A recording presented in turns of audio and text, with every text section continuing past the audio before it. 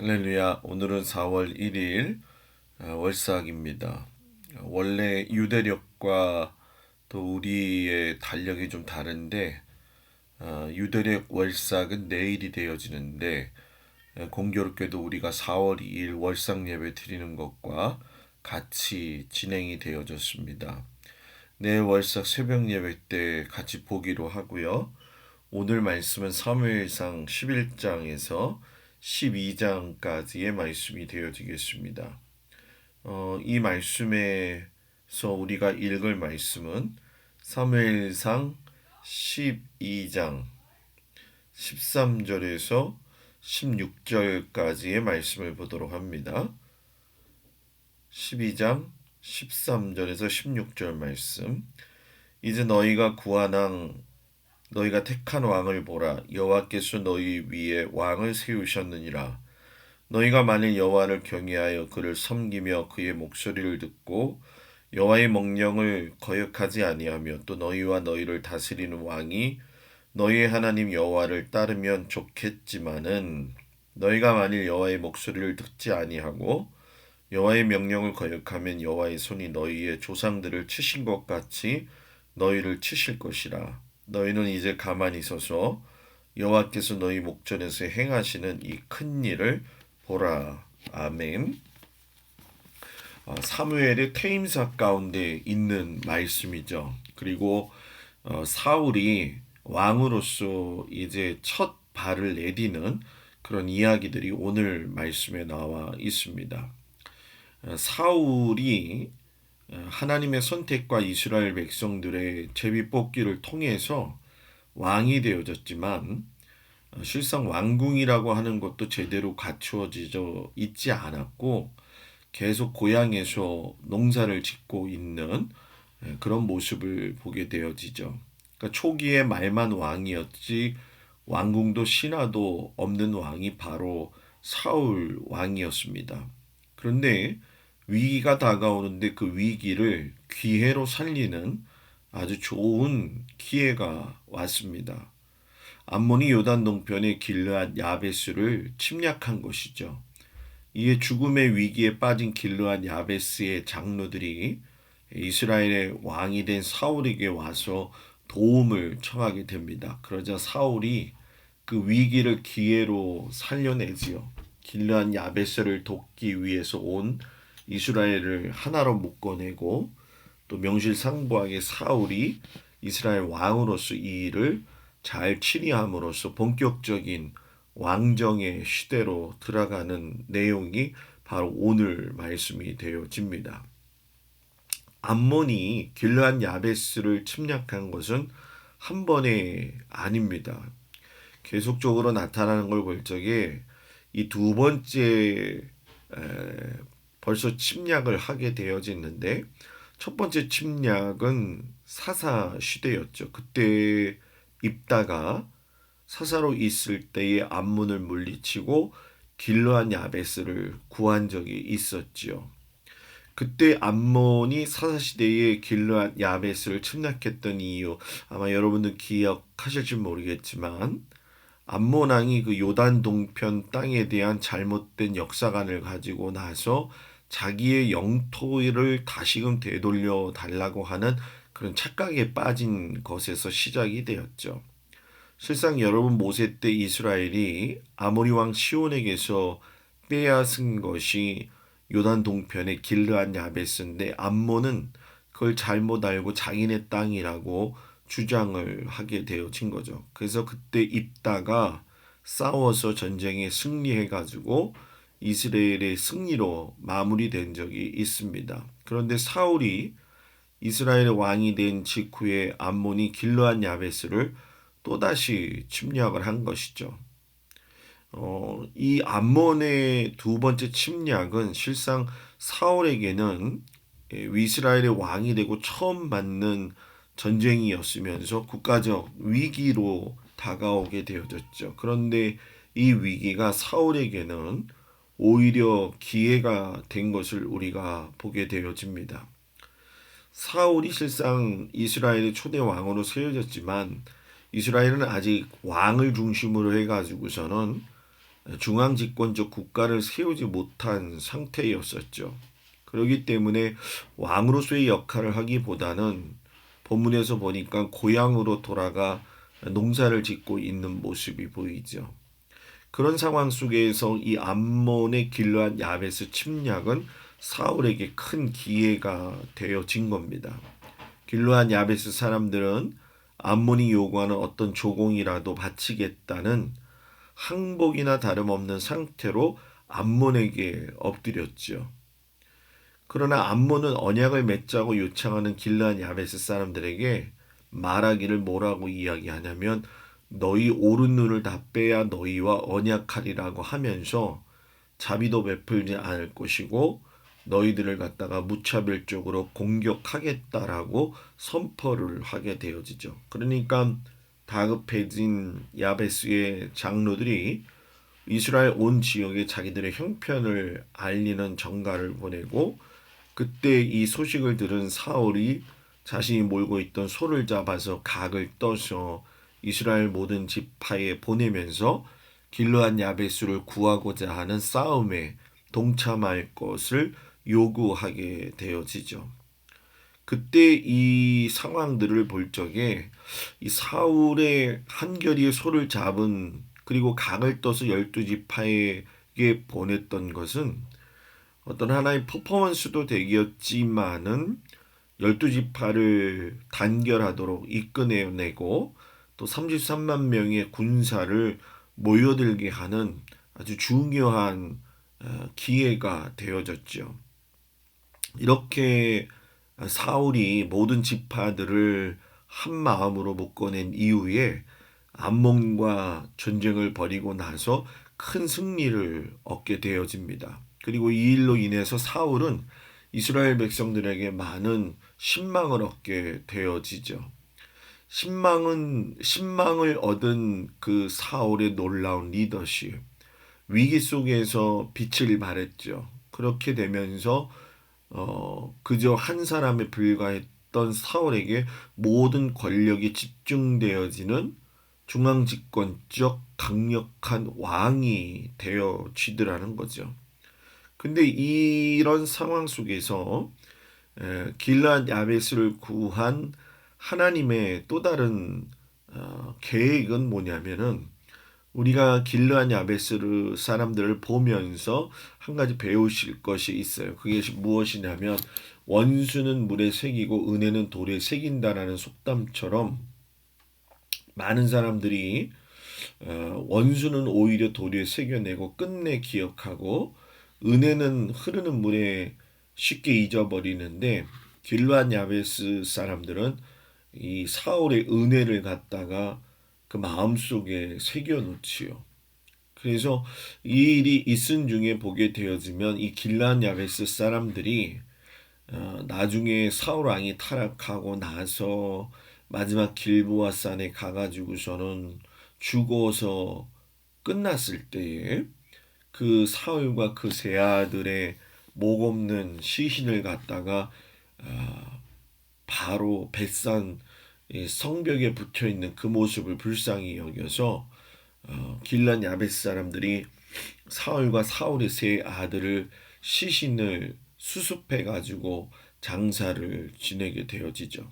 그러니까 이 길르앗 야베스 사람들이 그런 일을 할 수 있었던 것은 40년 전에 자기들을 구해줬던 그 사울의 고마운 은혜를 그 당시 상황 속에서 많이 배척당하고 거의 진짜 정신적으로 문제가 있었던 사울을 마지막까지 시신을 거두는 그런 큰 사건이 바로 오늘 이 사건이었다라는 거죠.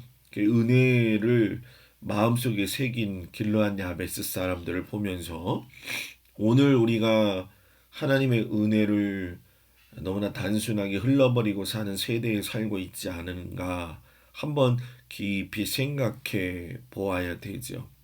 이제 오늘 사무엘이 길갈에서 고별 설교를 하는 것을 보게 되어집니다. 미스바 세대를 탄생시켜서 20년 동안 진짜 순회를 하면서 하나님께 목숨을 걸고 하나님의 말씀을 그들에게 간구하고 가르쳤던 그 사무엘이 이제 고별사를 하게 되어지는 거죠. 우리가 알고 있듯이 모세도 고별사를 한 것처럼 이 사무엘도 공식적으로 공식 고별사를 사울 왕이 즉위하자마자 거행을 합니다. 그러니까 시대가 끝나고 또 다른 시대가 시작되어질 적에 그 사무엘이 자기를 드러내지 않고 이 사울에게 모든 것을 넘기면서 들어가는 그런 모습을 보게 되어지죠. 이 길갈이라고 하는 것은 사무엘이 매년 그 라마의 자기 집에서 베델로 그리고 길갈과 미스바로 순회하면서 거쳐 다녔던 그런 성읍 중에 하나였죠. 이 길갈 그러면은 가나안 정복 전쟁을 앞두고 있었던 여호수아하고 만나 세대들이 12개의 돌로 요단강을 건너서 표징으로 삼았던 곳이기도 하죠.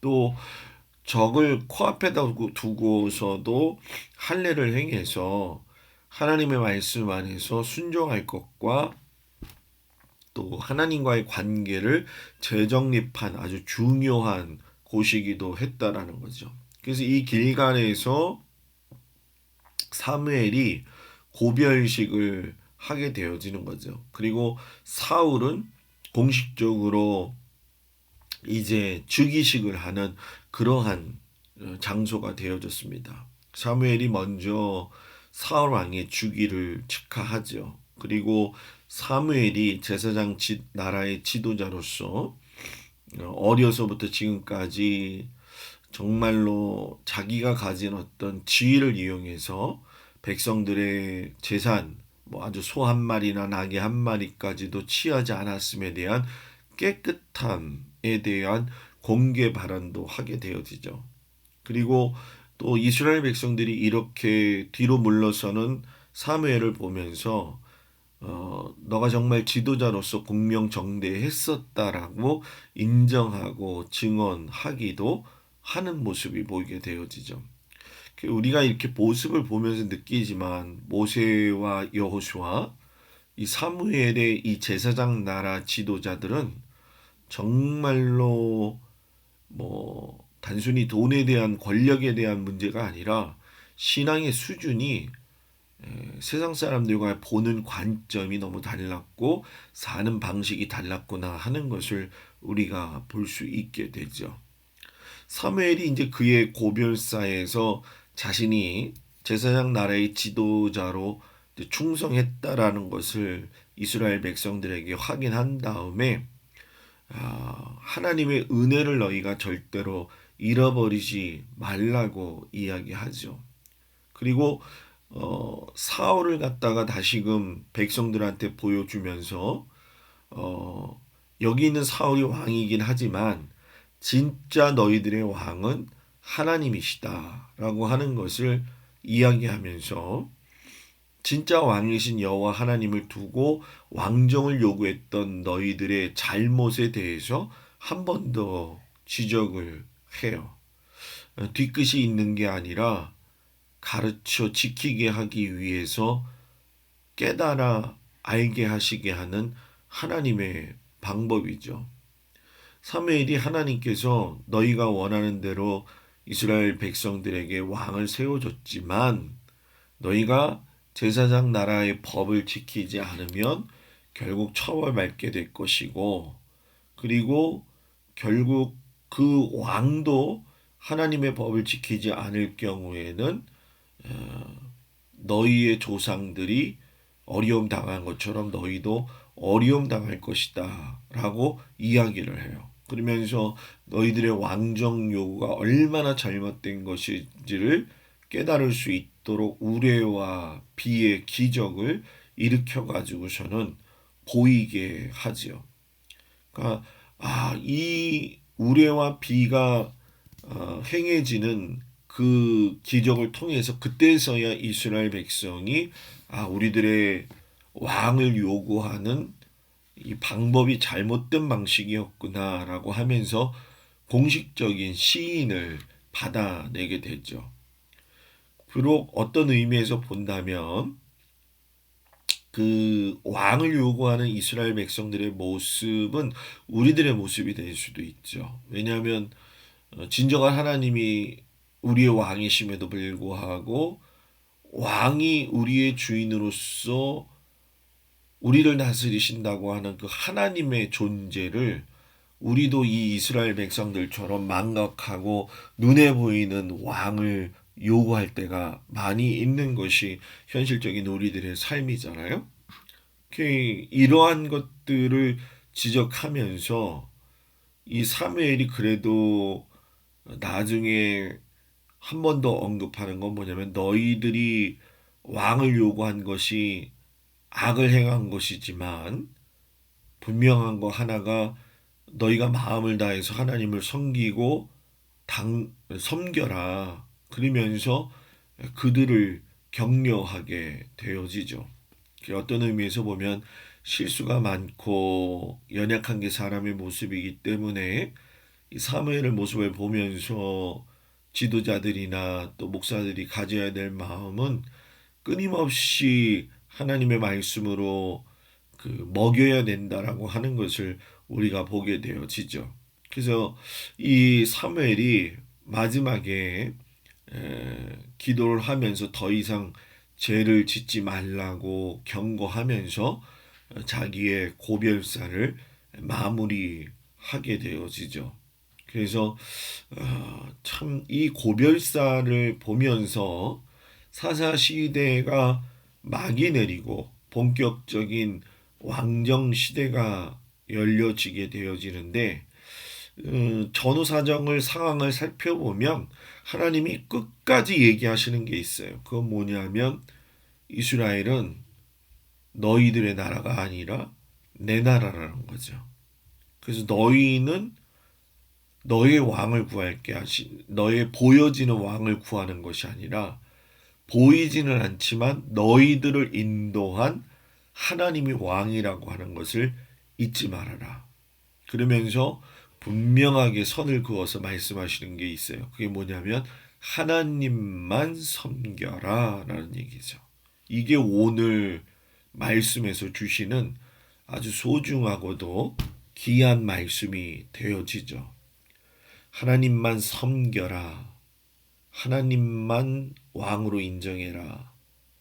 네, 하나님. 그러지만 실상 여러분, 우리들이 왕이 되어질 때가 많고 또 다른 것을 왕으로 삼아서 우리의 왕이다 라고 표현하면서 살 때가 얼마나 많은지 모릅니다.